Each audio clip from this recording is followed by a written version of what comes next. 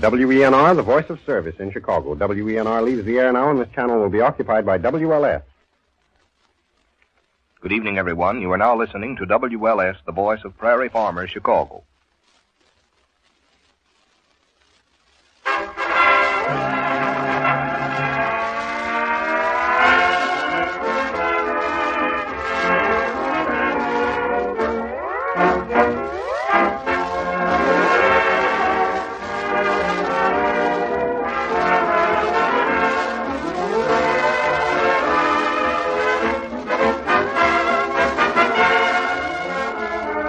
Good evening, everyone. The makers of Johnson's Wax welcome you to another rousing rodeo of rhythm and ribbing with Rico Martelli's orchestra, Kay Donna, Charles Levere, Hugh Studebaker, and Marion and Jim as your unparalleled pair of paper-hanging paragons, Fibber McGee and Molly.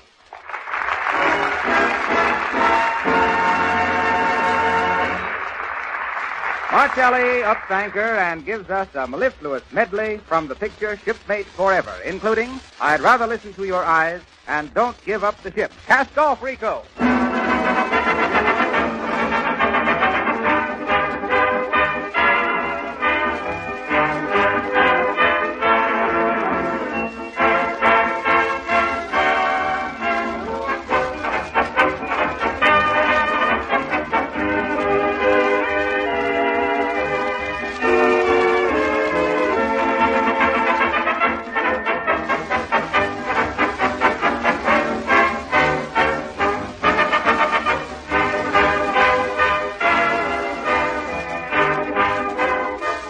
While you're listening to Martelli's sparkling music, remember, you can have bright, sparkling floors and linoleum without any work of rubbing or buffing.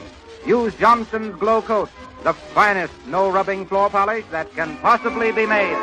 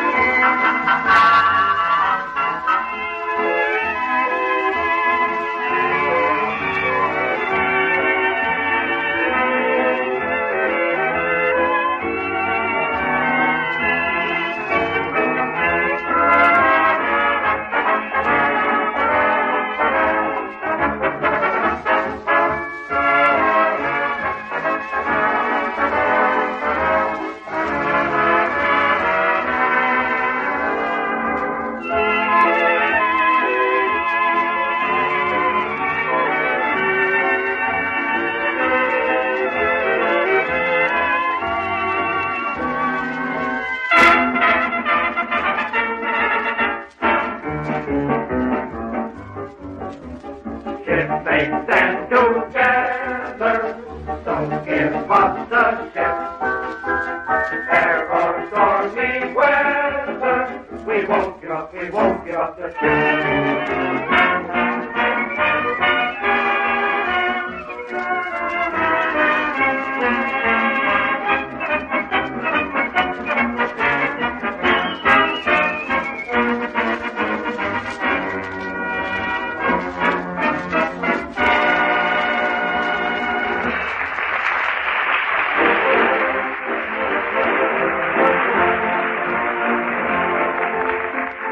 Well, here are some diverting domestic doings at 79 Wistful Vista. Fibber has taken it upon himself to paper the dining room, while Molly surveys his preparations with a skeptical eye. McGee, for the last time, will you give up the idea? What idea is that, Molly? Of papering yourself. I ain't papering myself. I'm papering the walls. Of papering the walls yourself.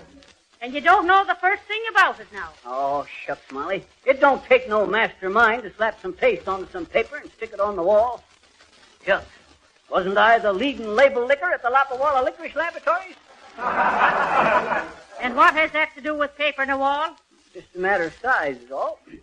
You got to adjust yourself to conditions, Molly, or you don't get along into this world. Well, 'tis a fine time I'm going to have adjusting myself to that purple poppy wallpaper you picked out, McGee. 'Tis enough to give me the spasmodic horrible. Oh, shucks, Molly. You just saw the sample in the book. It wasn't enough to give you the right idea. You wait till you see it all over the walls here. You got no idea how it's going to brighten up this here dining room. Well, I'll just have to learn to eat with my eyes closed. That must be that boy I hired to give me a hand. Let him in, will you, Molly? Let's see now. Scissors, ladder, table, paper, brush, bucket. Just put your coat in the hall there, son. Yes, ma'am. You're Considerable Watson's brother, ain't you? What's your name, Bud? My name is Silly. What do we care? Tell us anyhow. No, sir, I mean my name is Silly. Oh. They call me Silly for short on account of my name being Sylvius, Leviticus, Numbers, Deuteronomy, Watson. Well, for heaven's sake, how'd you get such a name as that? Mammy named me that account. I come right after Pappy made the exodus out of town.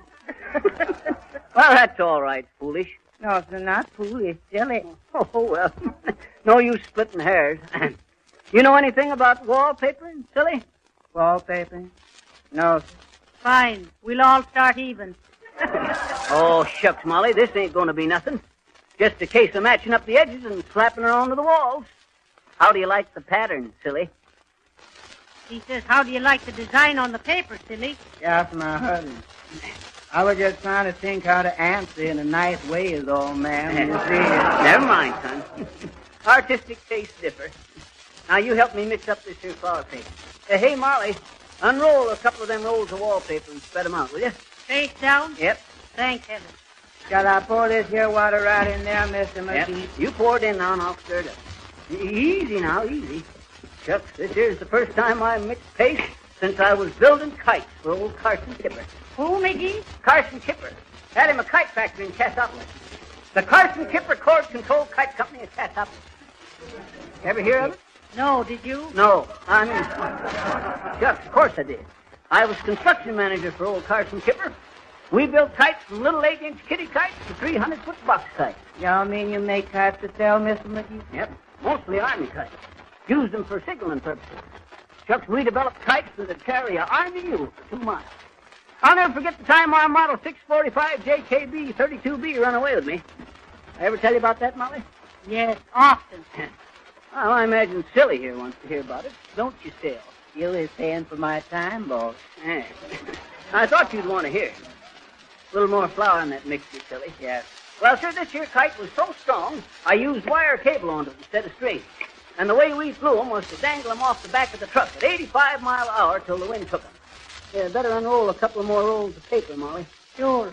You go fly your kite, McGee. Yeah. Well, sir, up she went till the whole cable was unwound and the kite was out of sight above the clouds. Just for fun, I written me a message onto a slip of paper, stuck it into an envelope, slapped a 3-cent stamp onto it, and sent it up the cable. But say, when I seen that envelope come sliding back down that cable, you could have slew me with a sliver. Why, McGee? It had gone so far, it come back marked 3 cents more postage due. Easy on the water in that taste there, Silly. We don't want this too thin. Sounds pretty thin to me already. Then all of a sudden, there come a big gust of wind and snapped the cable. I reached up like lightning and grabbed the end of it, not thinking. The next thing I knowed, there I was, a mile in the air, hanging by one hand. Right hand or left hand, boss? Left. That, what difference does it make? It make a lot of difference to me on account I can never reach my left hip pocket with my right hand. And why would you want to? That's where I keep my rabbit foot. A rabbit's foot wouldn't have had enough luck for me in my predicament. The elephant's foot wouldn't have been none too big. Well, sir, there I dangled, getting weaker and weaker, and every second getting further and further from the ground. So what happened then, Mr. McGee? Well, sir, I was just about to drop off when I gets me an idea. And about time, too. You was at the end of your rope. Well, sir, I started going hand over hand up the clothesline. I thought you said it was a steel cable, boss. Huh? Oh, yes. Well, it was for half its length, and then it was clothesline the rest of the way. That way we always got resiliency. What? I says that way we always got resiliency. Yes, I should say so. Well, sir, up I went for miles. Then I seen the kite, just a little speck, way off in the distance. I kept on going, hand over hand, straining every muscle. Finally, about 5 hours later, I got to the kite and pulled myself up on the crossbar for a breathing spell. Mr. McGee, I'm plumb tuckered out just listening to it. Then for the first time, I looked down. At first, I couldn't see nothing but clouds. Then all of a sudden, I seen the earth swinging and swaying down below, looking no bigger than an Italian meatball. Well, Mr. McGee, how you ever get down from that little old kite? What's that? I say, how you ever get down from that little old kite? Well, sir, what does I do? But I carefully crawls around that kite, tossing and pitching into the wind, and holding on with one hand, I reaches down and grabs onto the tail. Then I lowers myself knot by knot, real slow. About 10 knots an hour. Real slow down the tail of the kite till I was down to the last knot, and there I hung, swaying in the wind, hanging in space by one hand. More water in that case there, boys. Yeah, but what happened then, boss? Huh? Oh, nothing. That was the end of the tale.